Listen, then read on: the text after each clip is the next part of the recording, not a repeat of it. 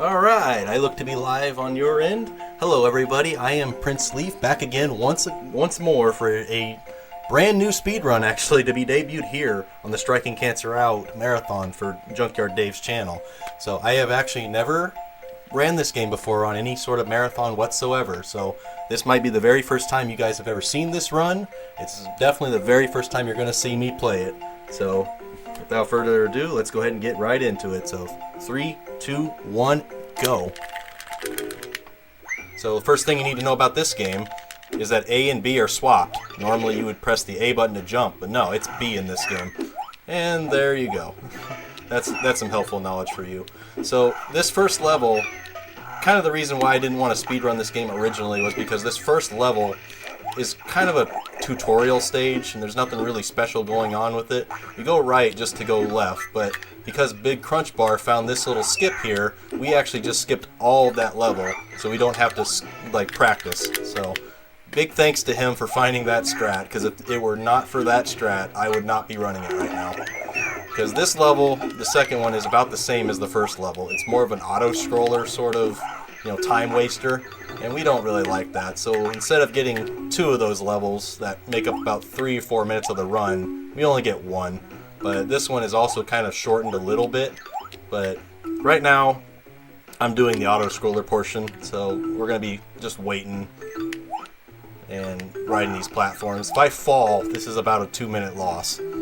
So we get on this platform, and now I gotta wait for 3 cycles so I can actually get up on this last one here. So the first 3 levels are kind of bad in this game. I don't really like them that much. So I gotta fall off this one and land on this house. This gets us to the next portion. Now we're gonna grab this capricola here, and this causes us to run really fast. And that one's not really important, but this one is. If I don't get the timing properly with this one, with a little bit of input lag that is, I will not be able to make this jump up here. And this also, again, skips portions of the level. So, big skip there. And the Great Gazoos that I pick up, it randomly gives you something. There's set patterns, like there's set positions. Some of them give you vulnerability, some of them fill your health up, some of them get you extra hit points, which are represented by the ribs in the top left corner of the screen. And this is the only level in the run I'm really concerned about losing any lives in, because this one has got a really tough in-game section for it before the boss fight, and it just involves using the capricola. I don't really know if that's what it's called, but I believe I'm just going to call it cola for the rest of the run. But it involves jumping off some platforms. The cola lasts until a little bit into an area that I'm getting to. So this part, not really too, bad. These grills here, backwards momentum just knocked me off there, so I'm going to have to redo it. That was the part where I didn't want backwards momentum. More on that a little bit later. Right now, the backwards momentum for the first few stages only really applied to that first jump. So now we're going to get to a different portion. This is another instance of where a damage boost is going to speed us forward a little bit. It's like every time you do a back boost, you gain a couple steps. So this is the difficult part, and the part that I'm worried about. I'm going to take this kind of slow. Okay, now not to walk into the water, because then I go back to the very beginning. The game is very stingy with its checkpoints and only gives you a checkpoint right before a boss fight. And we're about to get into our first one, actually. So I grabbed this Great Gazoo. There's plenty of them just kind of sitting around here, and I could use this for the entirety of the fight. So I'm going to just be trading off grabbing Gazoos and then kind of hitting bowling balls. So Dr. Sinister, every time you hit him, he has like a shield up on him, and you have to wait for that to come back out. So once that's gone, you hit him, and you hit him 5 times, and the level is over. That is the end of the first world, and we're on to my favorite sort of title level. It's not really called Rancho Rocco, but I like to call it the Pony Canyon level, because it reminds me of a wall that of a game that Pony Canyon actually recoded, and everybody probably knows what game I'm talking about. What's a wall? That wall you're not actually supposed to get through, but if you maneuver it in such a specific way, you can. And I didn't hit the jump there, so I gotta go through a backup strat here. And what was one wall when you can have two walls? So here we have another wall, which it's just a suggestion. You could just kind of jump right through it and go to the end of the level there. Ordinarily, you would have to go to the top and come back down, but not that. We just go through the wall and skip it all. And I, again, did not hit this. So my record for doing that on practice has been 0 out of like 20 so far. So it's unfortunate, but I seem to be losing my edge when it comes to that jump. So I lost about 5 seconds because I had to jump around a little bit more. So you're probably wondering, what's so busted about this game so far? Well, I haven't exactly gotten the busted power-up yet, because up to this point, I've been dealing with a single jump. Well, at the end of this level, you get a double jump. So here, the Gazoo is going to give me that power-up, and now I can use the jumping momentum a little bit better and cause a couple skips that you otherwise would not be able to do. So here, I can use this jump to kind of get up to this gap. So we skip a little portion of the level there, and I can now clear most of these jumps here using a double jump. And these guys don't actually hurt you unless they shoot the gun, so you can just walk right through them. In fact, a lot of the enemies don't really hurt you, at least with the human enemies. They don't really hurt you unless you get shot by something.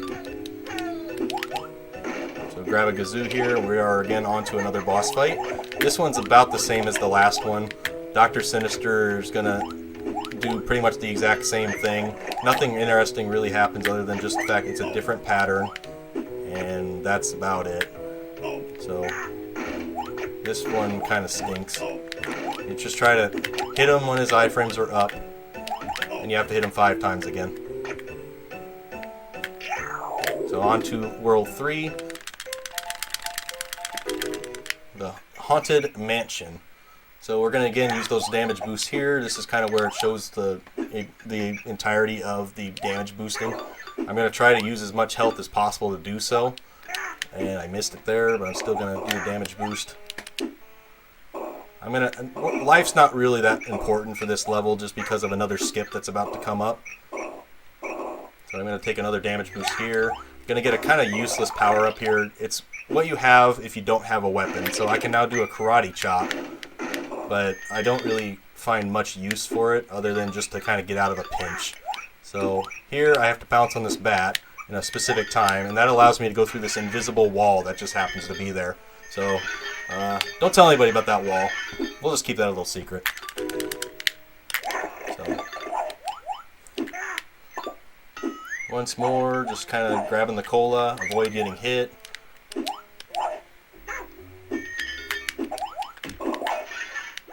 I want to preserve life because this is kind of a long level and a lot of death spots happen here, especially toward the end. So far this is going pretty well. I got the good pattern too. Nice. So if I actually would have timed myself with this run, I probably would have a very rapid, like huge PB, but I haven't exactly been doing so. I've kind of been keeping this one under wraps just for a special occasion like this. And what other better occasion than to debut a speed run for Junkyard Dave. Like, it ended with the Flintstones last year, the Flintstones Surprise at Dinosaur Peak, and today begins a new one because a brand new run, and I just went the wrong way. So I need to go this way. Now I can just go left and go to the end. Do another damage boost. Oops. I didn't grab the cola, so unfortunately I'm going slow through here. So I needed that invulnerability there because I have only 1 life. Now, it's kind of interesting what happens with the life sometimes. If you get a rib and it doesn't appear up in your health bar, because it takes like a few seconds for when you grab it, you can actually get hit, and thus you will die before you grab the health, but you'll still take a hit and die because it doesn't replenish immediately. You have to wait for the animation of the rib going up to the top left corner of the screen. Quite a bit of speed. Gotta go the precise route here. This is a bottomless pit with a little bit of... There's a water down there, and water is actually an instant death, so I don't want to fall into that. Oops, I jumped too early. If you go down there, you just go back the way you came.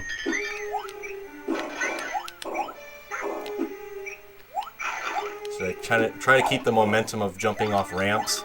Again, with a jump that kind of minimizes, well, maximizes your speed. And then here we are again, Dr. Sinister. This one different. There's no real, like, I guess, visual cue for when he's going to teleport away. If you, like, swing at him, jump on him, or whatever, you just kind of want to make sure he's firing his blaster, because that's kind of a good cue to make sure he doesn't warp away. But he kind of goes all around this room.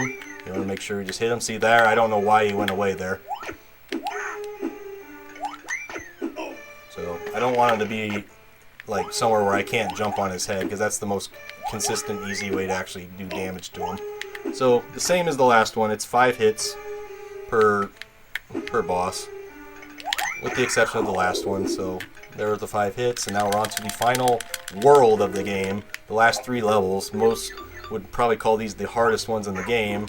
However, there's a few tricks I have up my sleeve to kind of make it a little bit easier. So I was too far to the right on this chain. I want this caveman guy to hit me to the right, not the left.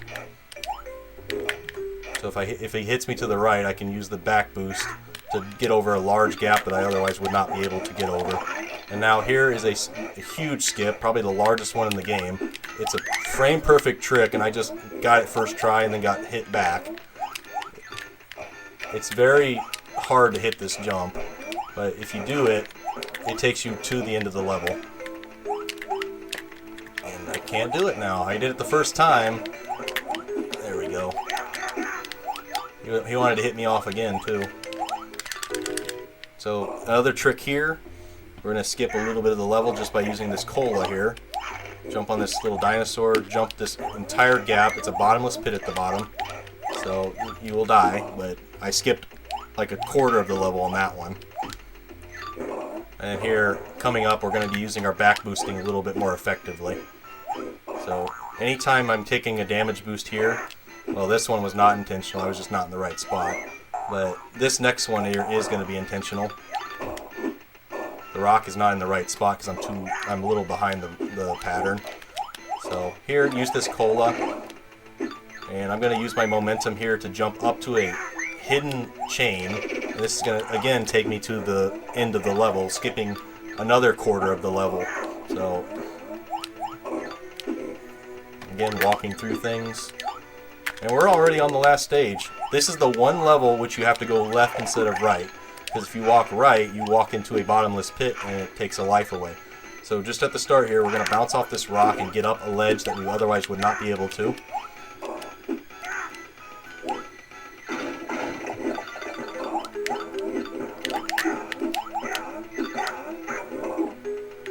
So the chop doesn't really do a whole lot different, but most of the time you're going to have a bowling ball.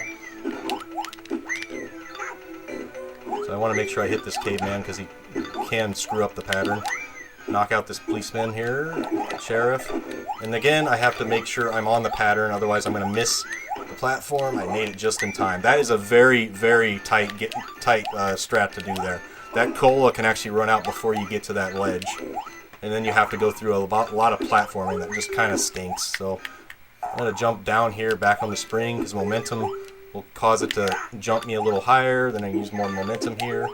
Grab this kazoo and then instantly get to the sinister fight here. Again, saving a few precious seconds. Now here I'm just going to wait for him to appear and jump on his head when I see him. As long as you keep this pattern the entire time, you should be fine with hitting him. That was a little late. So this fight is different in the aspect of you have to hit him more than 5 times because there's 3 forms of this fight.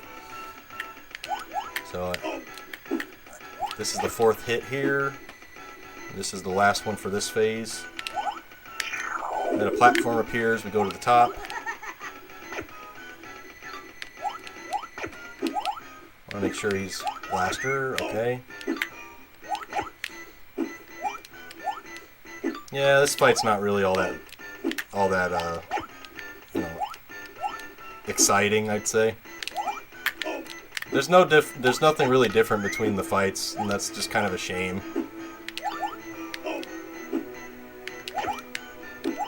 Oh, I missed my jump. Huh.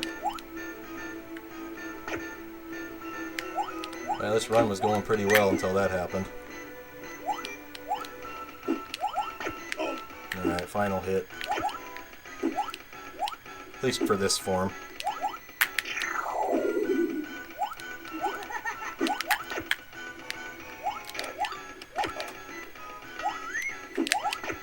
Alright, here I can use the little damage boosting to get to the other side a little faster. That'll put me on the pattern that I need to be on. I'd actually rather just do that than actually climb the change, because climbing the change is kind of fluky, fickle. Oh, I went the wrong way.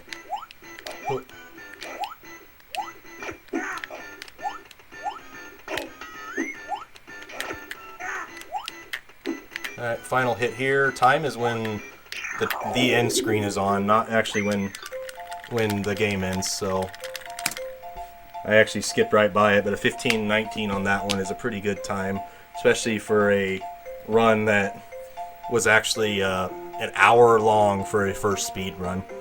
So just based on the footage that you've seen now, this is about 25 seconds behind my PB. So yeah, a very short run, a very exciting run, I'd say. It actually has some potential to go a little bit lower if you would use the faster strats.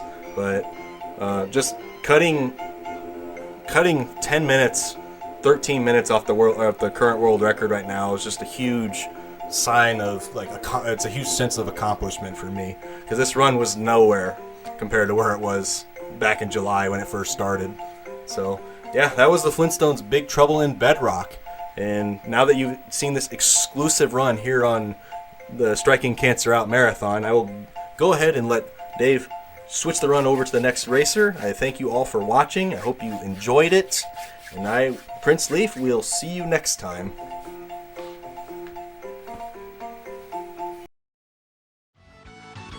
Time for swimming.